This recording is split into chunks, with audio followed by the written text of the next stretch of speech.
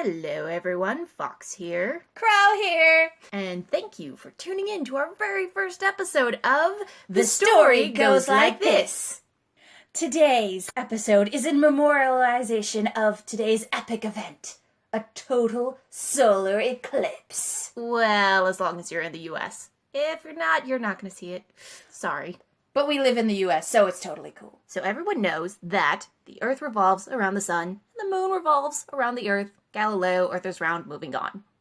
So, an eclipse happens when the moon revolves around the Earth just so and blocks the view of the sun directly.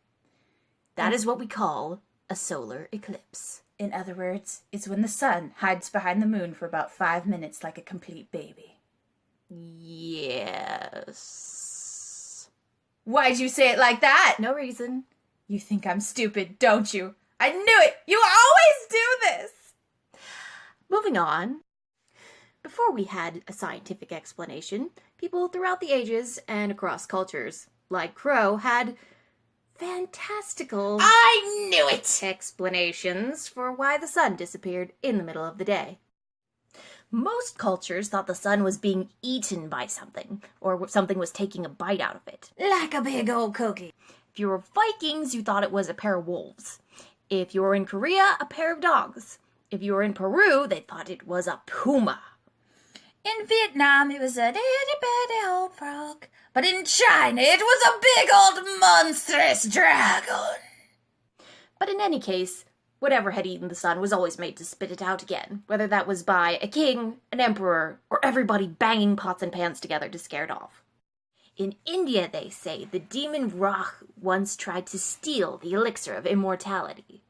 The moon and the sun apparently, though, were spying on him and then tattled on him to Vishnu. Vishnu took his mighty blade and lopped off his head before he could swallow a single drop. Which apparently made his head immortal, but the rest of him, not so much. So now his head just sort of wanders around trying to catch the sun and the moon, and whenever he can catch them, he swallows them whole in one big gulp. But because he doesn't have a neck, they just fall right out the bottom. An exercise in futility. But the sun being devoured was not the only explanation ancient cultures came up with for its disappearance from the sky. Yeah, in Greece. They thought that Zeus had become angry and stolen the sun from the sky. It was a portent for doom and tragedy to come. So rude. In the Batamaliba tribe in Africa, and if I pronounce that wrong, I am so sorry, they thought the sun and the moon were fighting. And so everyone would come out and settle all of their old grudges and arguments in order to provide an example for the sun and the moon in how to peacefully resolve their differences. That's so nice. I forgive you, Fox. Thanks.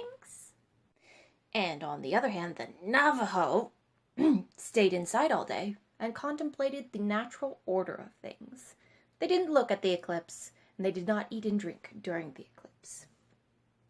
Well, that's boring. Well, maybe, but they were partially right. You should not look directly at an eclipse. You'll damage your eyes. But I can eat, right? I can eat my popcorn? Yes, Crow, you can eat your popcorn. Yay! So have fun watching the eclipse. Just make sure that you are wearing certified eclipse viewing glasses, or else make yourself a pinhole camera so that you don't damage your eyes. And remember, even if it feels like it, it's not the end of the world. You always wearing those? Yes.